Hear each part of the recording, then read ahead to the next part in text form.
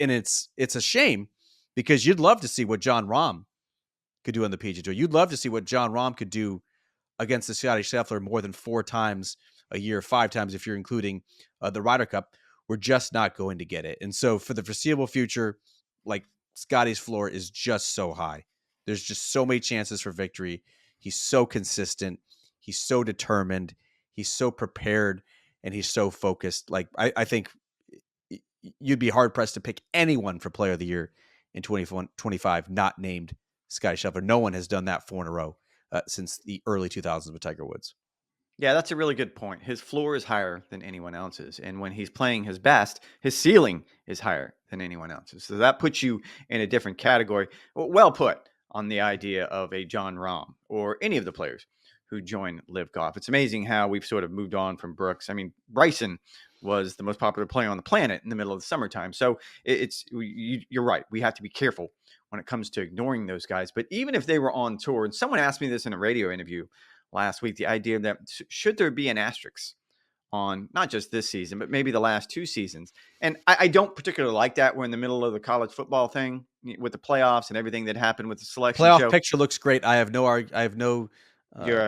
figured you'd no like qualms that. whatsoever. That was a tough Saturday night for you, though. I felt your pain all night long. Good job on the Bulldogs. You can only play who's in front of you, is the cliche. And in this particular case, I don't know how things would have played out had Live Golf not come along, and we still had Brooks and Bryson and John Rahm and everyone else on this side of the fence playing against each other. Certainly, I don't see Scottie winning 9 times, because then it becomes just a question of math. Like, it's just statistically impossible to imagine that John Rahm's not going to have a good week the week of the Players' Championship. But he would still be dominant. I still feel like he would be world number 1. Yeah, I think that's fair. And I wonder that sometimes too. Like, in 10 years, how are we going to think about this run by Scottie Scheffler? Is Scottie Scheffler a generationally great player, one of the best of all time? Or did he really exploit and take advantage of the current golf landscape with so much talent defecting from Live and reducing the PGA Tour? Like, there is no denying what Scottie Scheffler is doing. You look at his win percentage. I think he's the fourth. This is the 4th highest win percentage of all time in a season, behind obviously Tiger Woods, the first 3. He was somewhere like 37, 38% of his starts. Like, that is utterly ridiculous.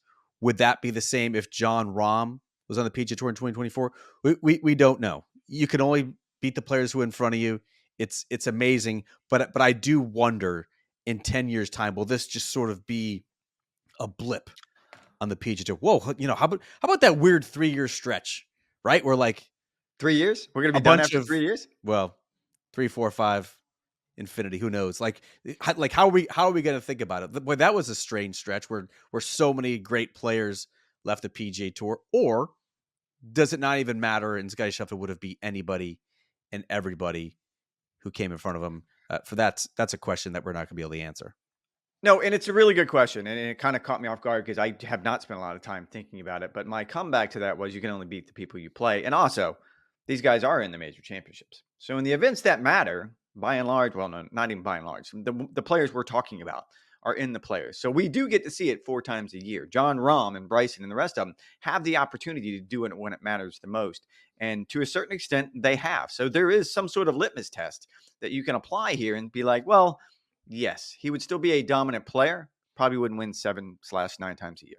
Yeah, that's probably an unrealistic expectation for Scottie Scheffler.